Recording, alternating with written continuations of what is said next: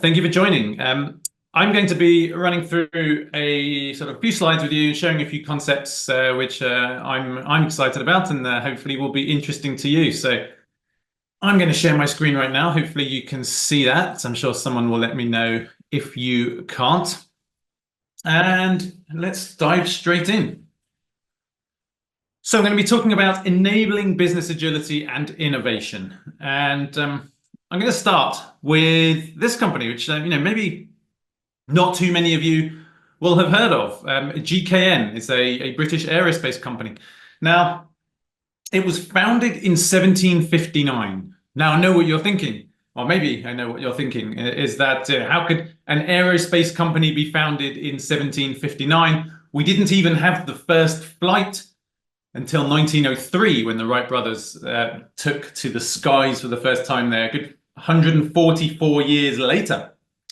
Well, the truth is that it began life as a coal mine here in the UK before becoming the largest producer of iron during the Industrial Revolution there. By the 20th century, it was producing fasteners and bolts and things like this for automobiles. It then moved into supplying the aerospace industry with all of those things. And fast forward to 2017, and it had revenues of just under $10 billion and employed 58,000 people.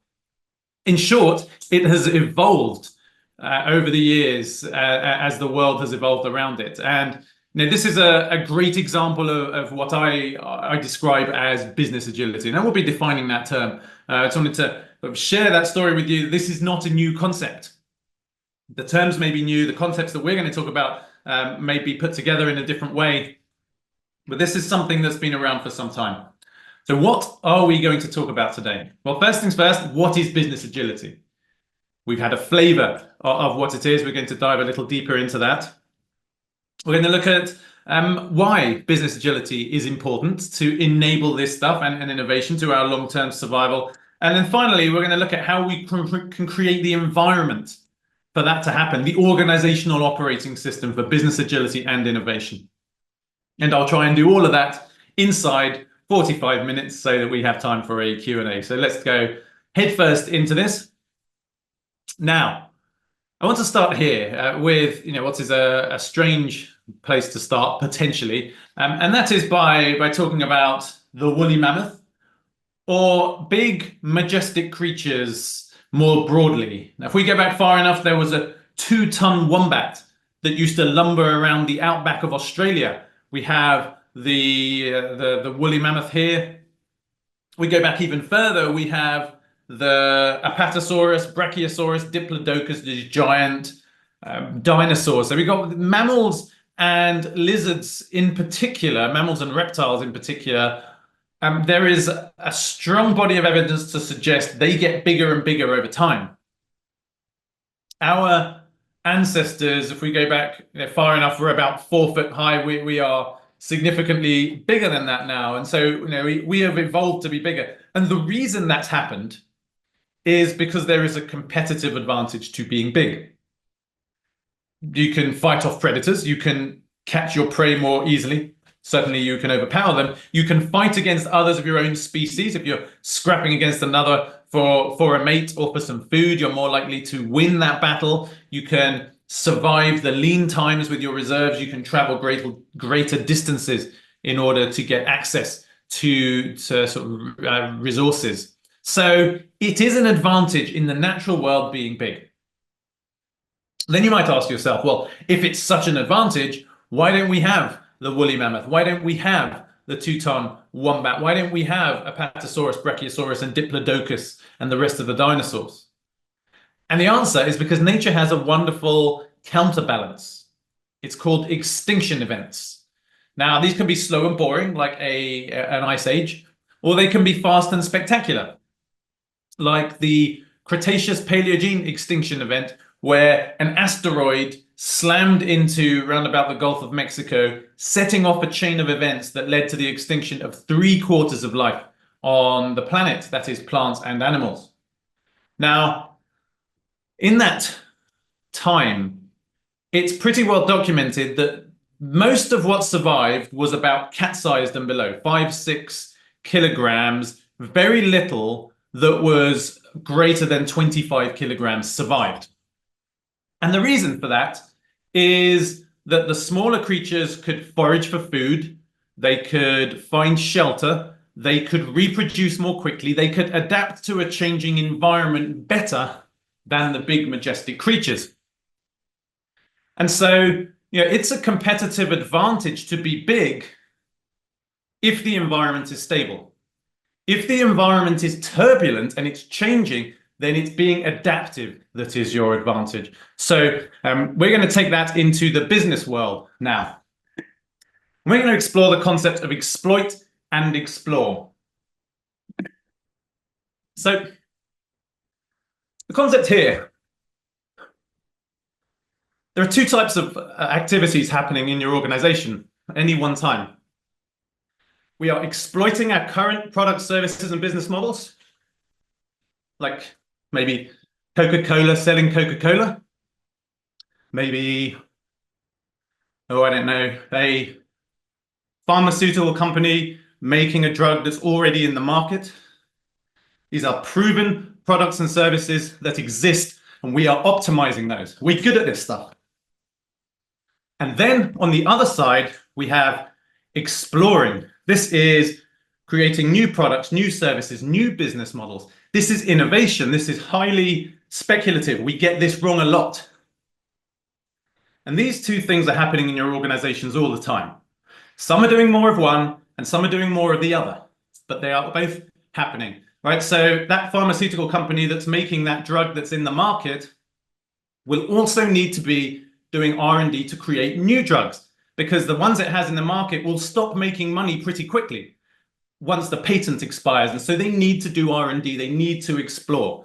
Now it takes about 25,000 compounds to be explored to get 25 clinical trials, 5 of which will go to market, 1 of which will take a ton of money, will make a ton of money. So it's incredibly experimental, and we fail a lot here. Right? Whereas on the left, we don't want to fail. We want to be efficient. On the right, we want to run lots of experiments and we want to adapt, and it's about learning. The nature of this work is very different, and we're going to unpack that a little bit now. So let's go back to the end of the 19th and most of the 20th century. And mostly when these big organizations were springing up from about 1870, 1880, the second industrial revolution, the era of mass production, the way to succeed, the way to survive and thrive was through exploiting with efficiency. So this is a great example, the Ford Model T. They made their car more cheaply than everyone else through the introduction of the moving assembly line. And actually, when they introduced that moving assembly line in 1913, the time taken to assemble those 3,000 parts to make a Model T went from 12 hours to 90 minutes. The retail price went from $850 to $300. This is a dramatic reduction in the price, which led to an incredible amount of sales for Ford. And by 1927, 1 in every 2 cars sold was a Ford Model T. Now, this is an example of exploiting. They were able to do over and over again, more efficiently than their competitors, the thing that made them money, right? Making Model Ts. Now, this is how you survived and thrived in that second industrial revolution for most of the 20th century. Doing the same thing over and over again, more efficiently, more effectively. And they were excellent at it. And all of these big organizations sprung up around efficiency, around exploiting. Now, towards the end of the 20th century, we're probably looking at maybe the 70s, 80s, 90s, the start of the industrial age, if you like, the information age. We had a dramatic increase in these 4 things, and I'm sure you're familiar with this term: volatility, uncertainty, complexity, and ambiguity. VUCA. As we call it. And there are a number of reasons for this. It's greater interconnectedness, technological change, deregulation, the reduction of lower barriers to entry, led to hyper competition, and the world now changes much more quickly than it ever did before. Right? You hear this all the time. The world is more complex. It's harder to predict, but it's true. And McKinsey Global Institute estimates that the pace of change now is about 10 times what it was in that second industrial revolution on a scale of 300 times, which gives an impact of 3,000 times the difference, right? I mean, that's crazy. So the world's changing quickly.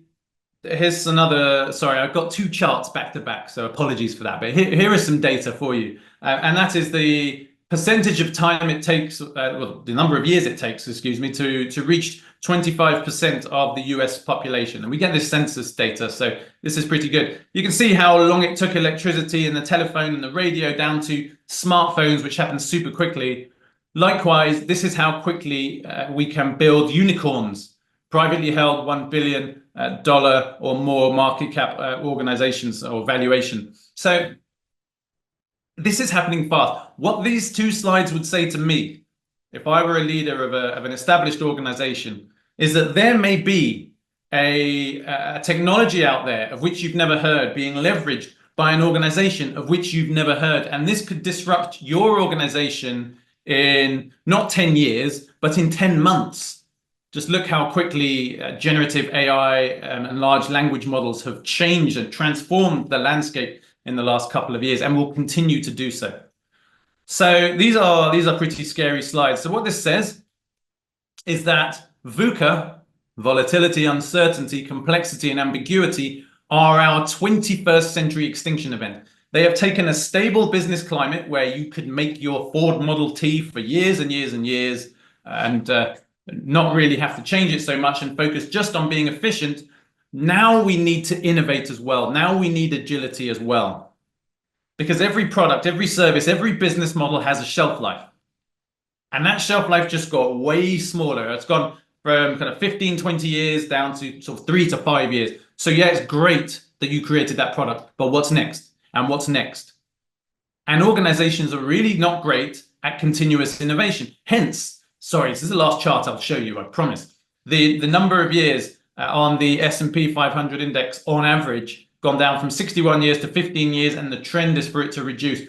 These organizations are not lasting as long as they once did.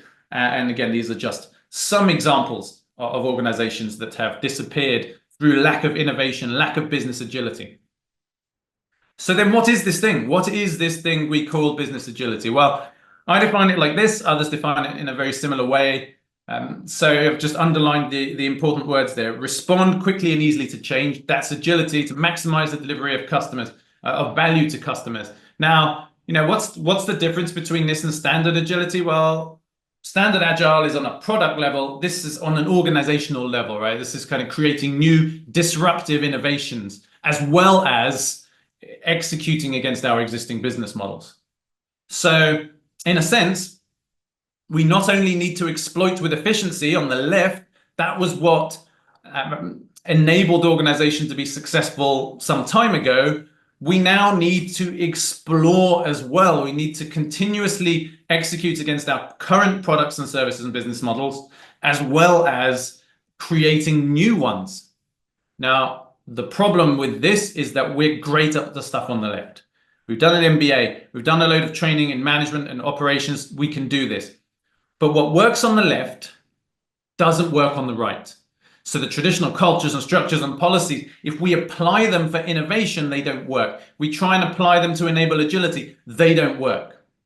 So we need to do something about that. And so here's what I think we need to do about that, right? So that's the why and the what of business agility. Now let's kind of spend the rest of the time looking at the how in a little bit of detail, but not loads.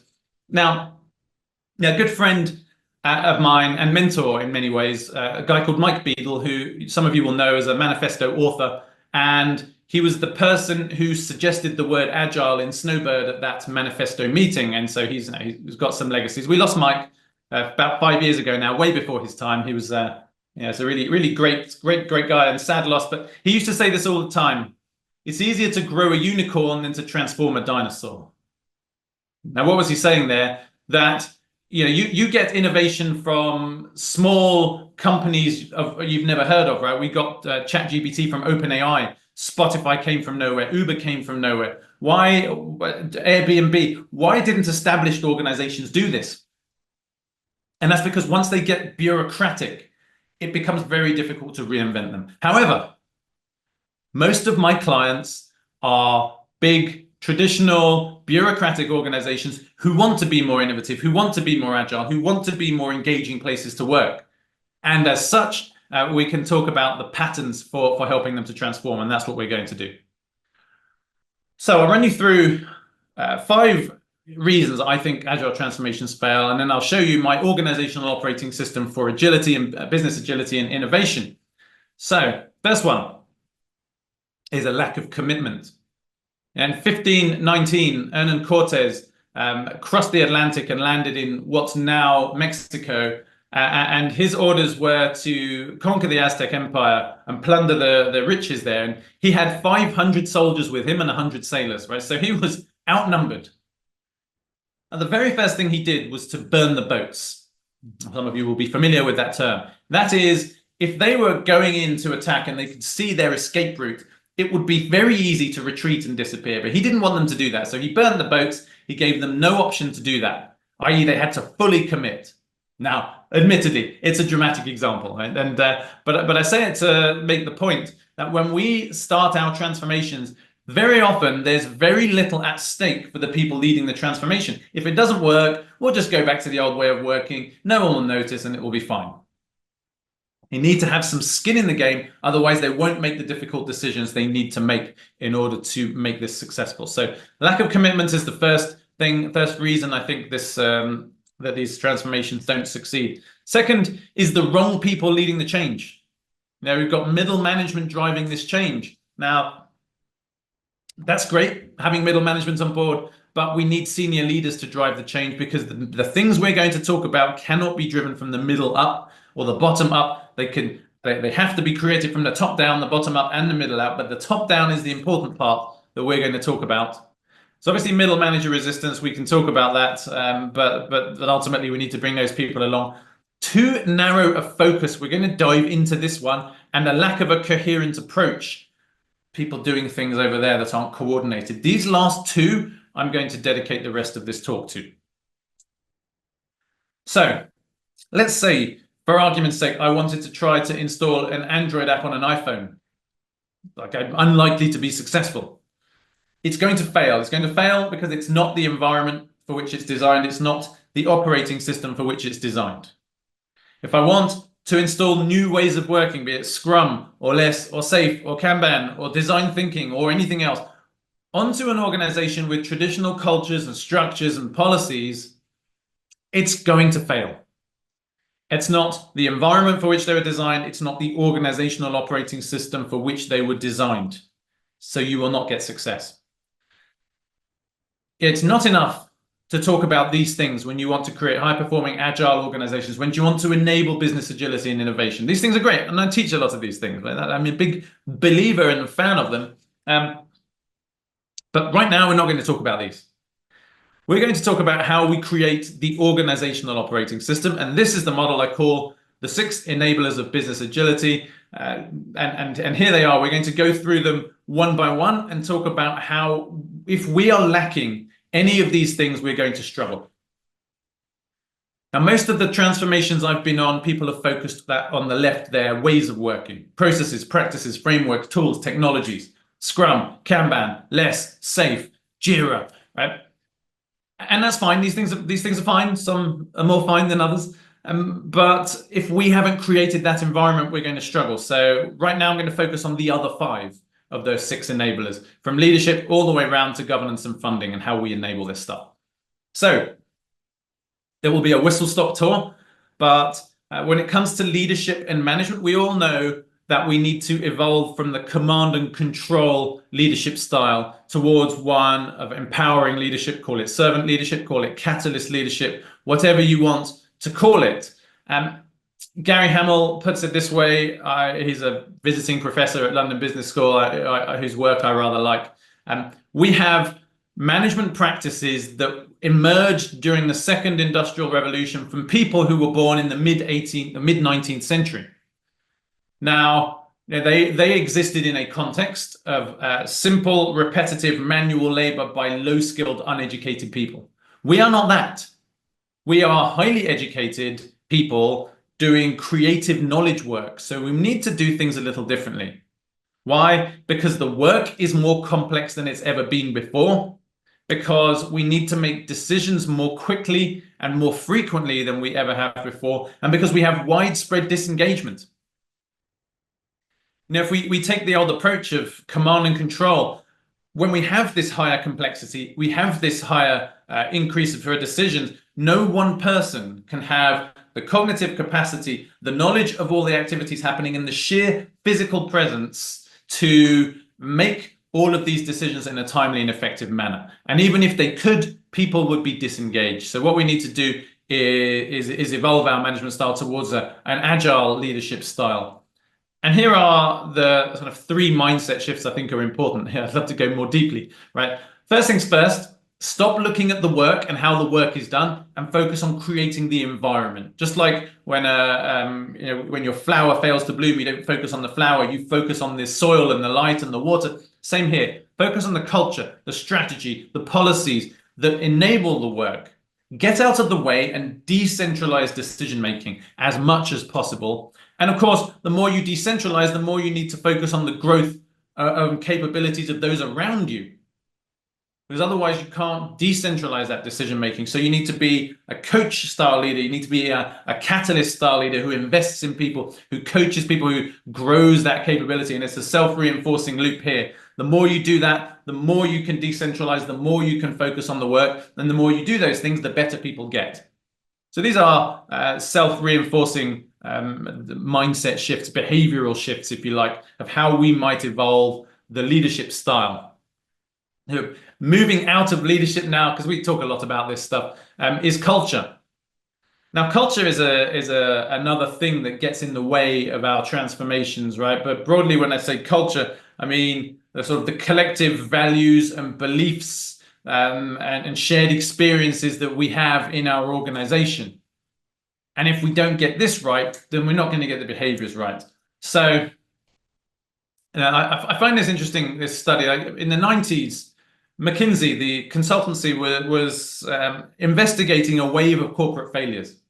And it analyzed 36 years worth of data to find out, well, why were some organizations able to survive and thrive when some went out of business?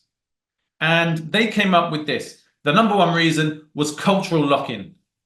That is, as the world evolves around you, you couldn't evolve your culture to allow you to behave differently, to execute against a new strategy and products and services. You were stuck in the old culture for the old products and services, and it didn't work, and they went out of business. So I find this fascinating.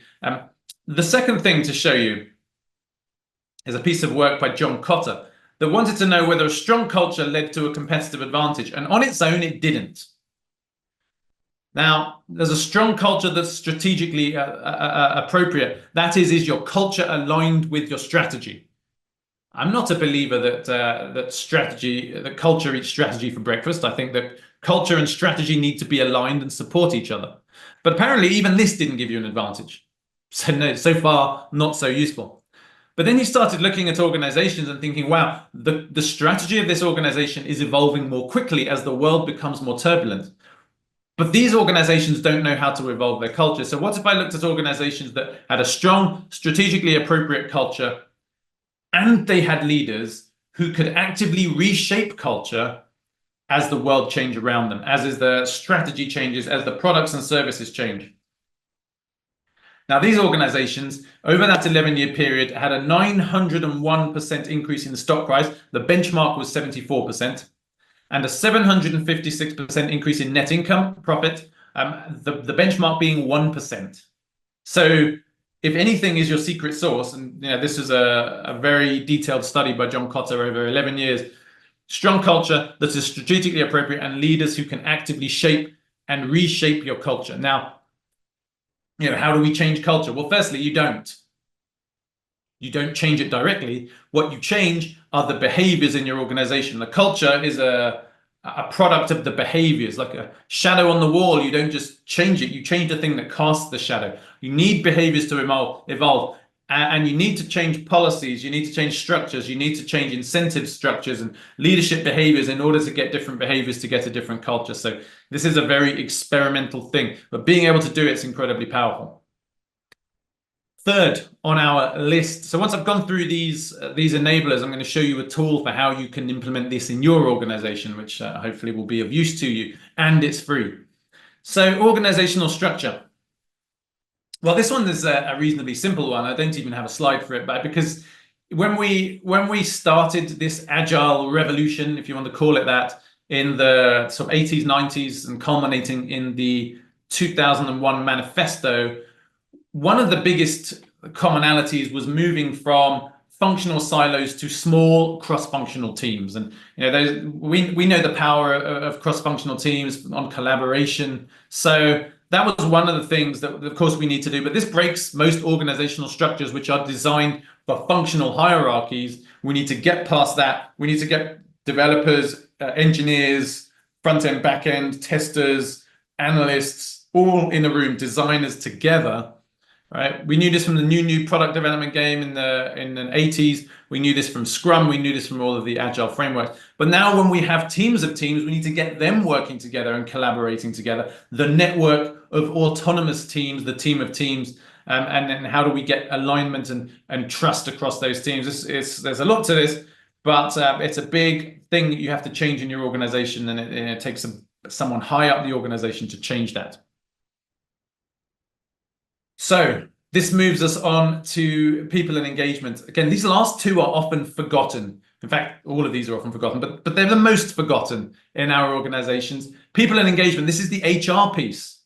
This is moving away from the compliance and the rules and the bureaucracy towards creating engagement, trust, freedom, recognition, and growth, investing in people. In short, it's making people want to work in your organization and want to give their discretionary effort because they care. And you've seen these numbers before, I'm sure. These are slightly older numbers, but they hold up. Right, 15% of people engaged, and that is highly motivated, enthusiastic about their work and workplace. You're not going to succeed in anything if you only have 15% of your workforce engaged. And by the way, it's 11% in the UK, 10% in Europe. It's other countries that drag this up.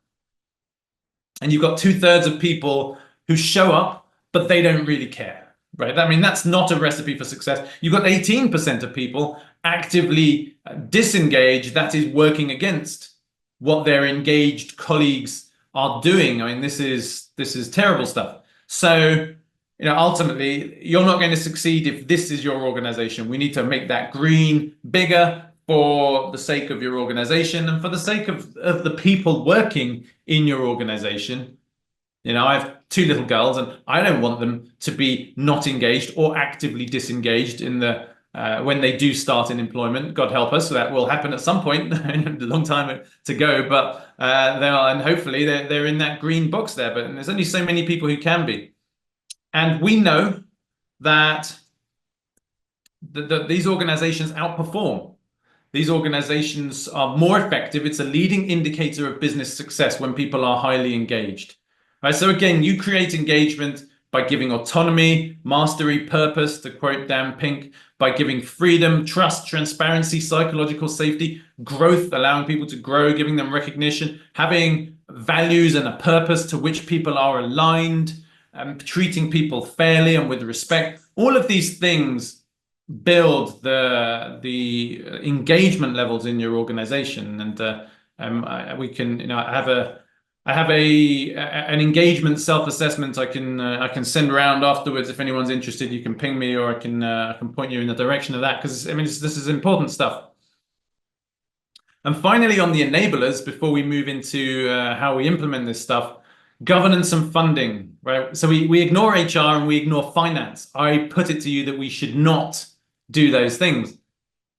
I've worked in many organizations where they've got annual budgets, they've got business cases, they've got what am I going to get, when am I going to get it, how much is it going to cost, what are the benefits going to be, put that in a business case, and then put change control around it and go away and deliver that and don't change it. Yeah, that's called waterfall, right? And if you have a governance process that is a waterfall-based governance process, I just don't see that going anywhere. So we need to move away from that, and we need to move towards what we see here, the small safe-to-fail experiments and a governance process that enables that stuff. Now, I'm just going to show you two. I said there weren't any more graphs. These aren't really graphs. These are cheat graphs, right? So here, what we have is the traditional funding model. And that is when you know the least, i.e. the start, you have the most risk, the most uncertainty, the most unanswered questions, we throw all the money at you. Here you go away and build this thing based on all the assumptions, the untested assumptions you baked into your business case. Go away and do this. And then we cross our fingers and hope we built the right thing. Hope we built the thing in the right way.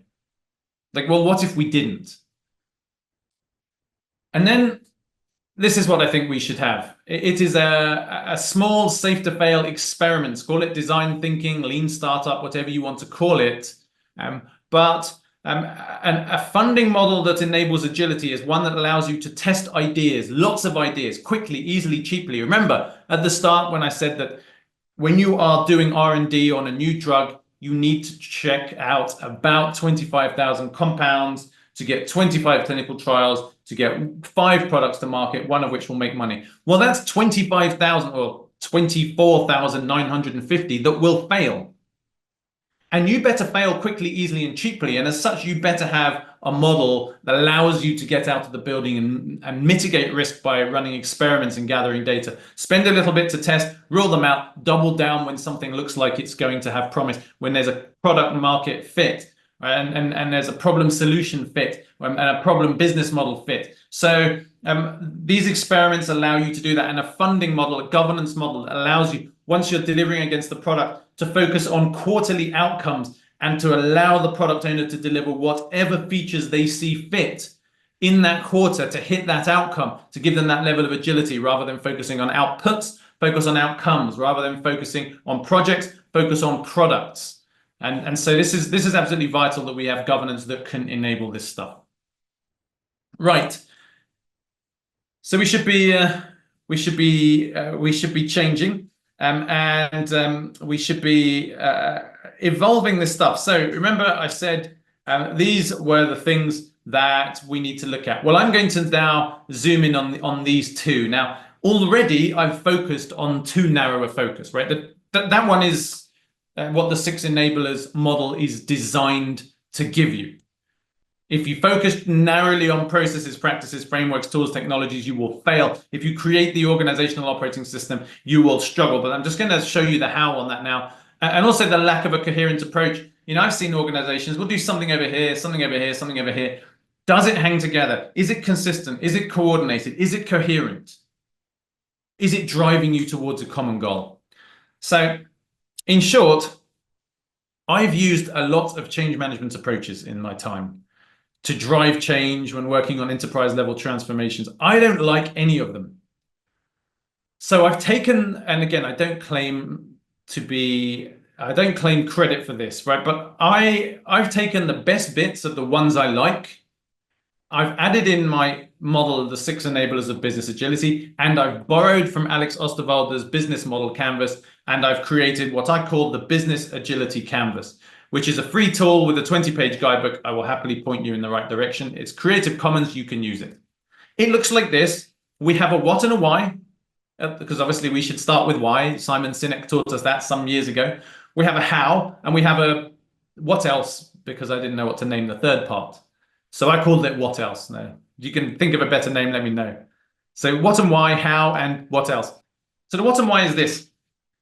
So normally we'd print this out. We'd have it on a wall. We'd have the senior leaders driving the transformation stand around this thing. And we'd say, right, what is our vision? What is our ideal future state we are trying to create? What does that look like? We articulate that inspiring vision. We start with why. What problem are we trying to solve? What are our values? What are the success criteria? What could we measure that would tell us whether we're doing well or not? So once you've got these things fleshed out, which most organizations don't do, so let's be ahead of those at least. Then you have your what, your how, excuse me. And that is, what are we going to do across these 6 enablers? I say, do we have a culture assessment of a current and a desired culture? How are we going to evolve our leadership style, our structures, our HR policies, our governance, our ways of working? Is it consistent, coordinated, coherent? Does it hang together and drive us towards our vision? You can see it all interacting on the board there.